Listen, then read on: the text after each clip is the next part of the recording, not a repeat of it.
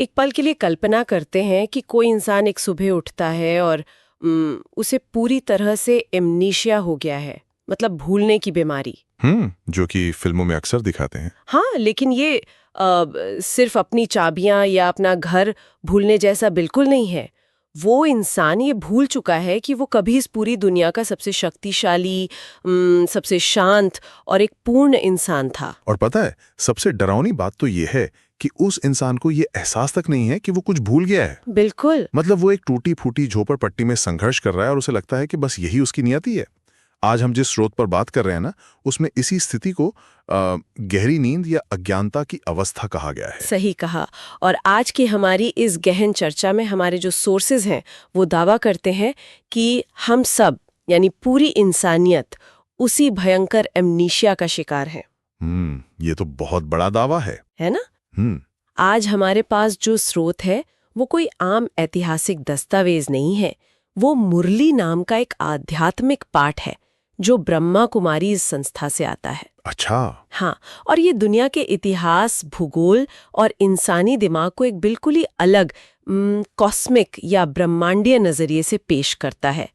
तो हमारा मुख्य उद्देश्य इस पाठ में छिपे आत्मा की यात्रा, 84 जन्मों का चक्र और स्वयं को शुद्ध करने के तरीके जैसे गूढ़ विचारों को डिकोड करना है। ये डिकोड करना बहुत जरूरी है। हाँ, और मैं ये पहले ही साफ कर दूं कि हम यहाँ किसी धार्मिक विचार का प्रचार या समर्थन बिल्कुल नहीं कर रहे हैं। हम बस इस पाठ में जो मनोवैज्ञानिक और दार्शनिक बातें लिखी हैं उनका निष्पक्ष रूप से विश्लेषण कर रहे हैं। और ये निष्पक्षता बहुत जरूरी भी है, क्योंकि ये पाठ सिर्फ देवी देवताओं की कोई पुरानी पौराणिक कथा नहीं है। तो फिर ये क्या है? अगर हम इसे गहराई से देखें तो ये मानव चेतना यानी ह्यूमन कॉन्शियसनेस के पतन और उत्थान का एक बहुत ही विस्तृत ब्लूप्रिंट है। ओ, ब्लूप्रिंट। हाँ, ये समझाने की कोशिश करता है कि कैसे इंसान अपनी सबसे बेहतरीन मानसिक अवस्था से गिरकर आज की इस तनावपूर्ण, एंग्जाइटी से भरी स्थिति में पहुंचा है और कैसे उस खोई हुई पहचान को वापस पाया जा सकता है। तो चलिए फिर वर्तमान दुनिया की इस उथल पुथल को समझने के लिए थोड़ा पीछे चलते हैं। ये स्रोत कहता है कि हमें ठीक 5000 साल पीछे जाना होगा। 5000 साल। और ये चीज मुझे सच में बहुत दिलचस्प लगी, क्योंकि हम अक्सर इतिहास को एक सीधी रेखा की तरह देखते हैं, मतलब एक लिनियर टाइमलाइन जो बस आगे बढ़ती जा रही है। सही बात है, वेस्टर्न नजरिया तो यही है। लेकिन ये टेक्स्ट इतिहास को 5000 साल के एक फिक्स्ड लूप या चक्र में देखता है, जो बिल्कुल एक घड़ी की सुई की तरह बार बार घूमता है। सतयुग, त्रेता, द्वापर और कलयुग। बिल्कुल। और ये चक्र वाला नजरिया हमारी उस पश्चिमी सोच से एकदम अलग है। इस पाठ के अनुसार शुरुआत में भारत पारसपुरी था। पारसपुरी मतलब जहां सब पारस का हो। हाँ, यानी एक ऐसी अवस्था जहां सब कुछ पारस जैसा मूल्यवान था, जिसे स्वर्ग कहा गया है। अच्छा। वहां आदि सनातन देवी देवता धर्म था। अच्छा। लक्ष्मी नारायण का शासन था, जिन्हें यहाँ सूर्यवंशी कहा गया है। और उनके बाद सीताराम का शासन आया, जिन्हें चंद्रवंशी कहा गया। चलिए इसे थोड़ा सुलझाते हैं, क्योंकि ये सब सुनने में ऐसा लगता है जैसे हम किसी पुरानी किताब के पन्ने पलट रहे हैं, जहां वंशावली वैसी ही चलती थी जैसे अंग्रेजी इतिहास में Edward the first, Edward the second. हाँ, बिल्कुल वैसा ही साउंड करता है। लेकिन यहाँ एक बहुत बड़ा दार्शनिक सवाल उठता है। पाठ कहता है कि ये आत्माएं जो कभी सतो प्रधान थीं, यानी 100% प्योर और पवित्र, वे 84 जन्मों का चक्र लगाते लगाते तमो प्रधान और 100% दिवालिया हो गईं। दिवालिया या इंसॉल्वेंट। हाँ। तो मैं इसे समझने के लिए एक रूपक का इस्तेमाल करना चाहूंगी। मुझे ये पूरा कॉन्सेप्ट बिल्कुल एक स्मार्टफोन की बैटरी की तरह लगता है। अच्छा, स्मार्टफोन की बैटरी, ये तो एक काफी दिलचस्प नजरिया है। इसे थोड़ा और समझाइए। मतलब जैसे सुबह हम फोन उठाते हैं तो बैटरी 100% चार्ज होती है। इसे हम उस सतो प्रधान या स्वर्ग की अवस्था मान सकते हैं। फिर जैसे जैसे दिन बीतता है हम अलग अलग ऐप इस्तेमाल करते हैं, बैकग्राउंड में चीजें चलती रहती हैं। हाँ, और बैटरी कम होने लगती है। बिल्कुल। तो यहाँ उन ऐप्स को हम आत्मा के अलग अलग जन्म मान सकते हैं, और दिन के अंत तक बैटरी ड्रेन होकर 0% पर आ जाती है, फोन बंद होने लगता है। क्या बात है, बहुत सही एनालॉजी है। इस 0% वाली स्थिति को स्रोत में तमो प्रधान या नर्क कहा गया है। लेकिन मेरा सवाल ये है कि अब बैटरी ड्रेन क्यों हुई? इतने श्रेष्ठ कर्म करने वाले, इतने चार्ज देवता अचानक भ्रष्ट कैसे हो गए? अगर हम आपकी उस बैटरी वाली एनोलॉजी को ही आगे बढ़ाएं ना, हाँ? तो जो बैकग्राउंड एप्स बैटरी खा रहे हैं वे असल में इंसान के अपने ही मनोवैज्ञानिक विकार हैं। विकार मतलब कमियां? हाँ, जैसे अहंकार, असुरक्षा, लालच। इस टेक्स्ट में पतन का जो मूल कारण बताया गया है वो बहुत ही गहरा है। ये कहता है कि पतन तब शुरू हुआ जब इंसान अपना असली धर्म या स्वभाव भूल गया। मतलब वो अपना ओरिजिनल नेचर भूल गया। एकदम सही। जब वो खुद को एक अविनाशी आत्मा समझने के बजाय सिर्फ एक भौतिक शरीर समझने लगा। इसे पाठ में देह अभिमान कहा गया है, मतलब बॉडी कॉन्शियसनेस। अच्छा, तो मतलब सारा खेल इस बात का है कि इंसान खुद को क्या समझता है। बिल्कुल। जब इंसान ने ये मान लिया कि वो सिर्फ एक शरीर है, तो उसकी जरूरतें भी शरीर तक ही सीमित हो गई। इसे श्रोत वाम मार्ग या विकारों की शुरुआत कहता है।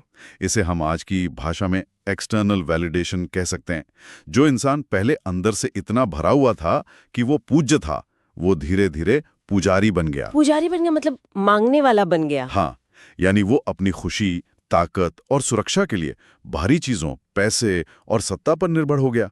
और यहीं से बैटरी का ड्रेन होना सबसे तेजी से शुरू हुआ। यहाँ बात सच में बहुत दिलचस्प हो जाती है, क्योंकि अगर बैटरी इस तरह से ड्रेन हो रही है तो हमें उस हार्डवेयर को समझना होगा जो इस पूरे 5000 साल के चक्कर से गुजर रहा है।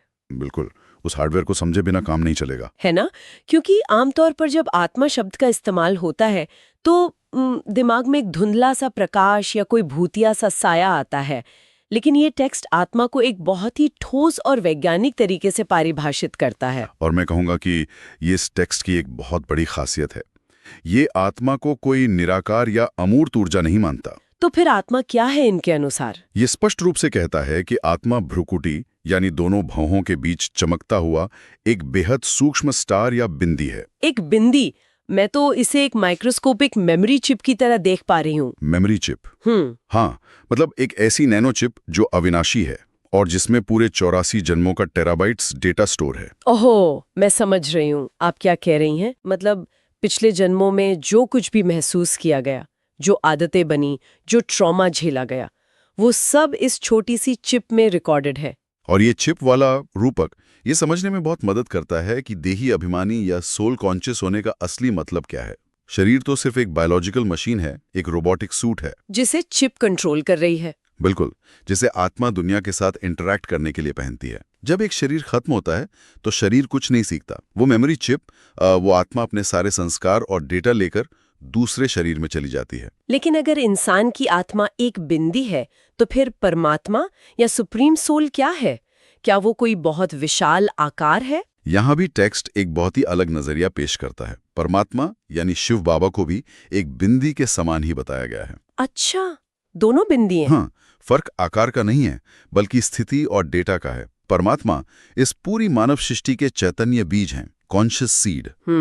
वे जन्म और मृत्यु के इस 84 के चक्र में कभी नहीं आते। वे किसी भौतिक शरीर के झमेले में नहीं पड़ते। इसलिए उनकी बैटरी हमेशा 100% चार्ज रहती है। मुझे लगता है इसी संदर्भ में उन 3 लोकों का जिक्र भी आता है, जिन्हें सिर्फ जगहों के रूप में नहीं बल्कि चेतना की अलग अलग फ्रीक्वेंसीज की तरह देखा जा सकता है। सही कहा। टेक्स्ट बात करता है मूल वतन, सूक्ष्म वतन और स्थूल वतन के। अगर हम इसे साइकोलॉजिकल रूप से डिकोड करें तो ये कैसा दिखेगा? अगर हम इसे चेतना के स्तर पर समझें तो मूल वतन एक तरह का सर्वर रूम या साइलेंस जोन है। Server room? हाँ, जहां कोई हलचल नहीं है। ये निराकारी दुनिया है जहां आत्माएं अपने सबसे शुद्ध रूप में आराम करती हैं। और सूक्ष्म वतन? सूक्ष्म वतन को हम एक प्रोसेसिंग जोन मान सकते हैं, जहां भौतिक शरीर तो नहीं है लेकिन संकल्प और विचार हैं। यही ब्रह्मा, विष्णु और शंकर का दिख रहता है।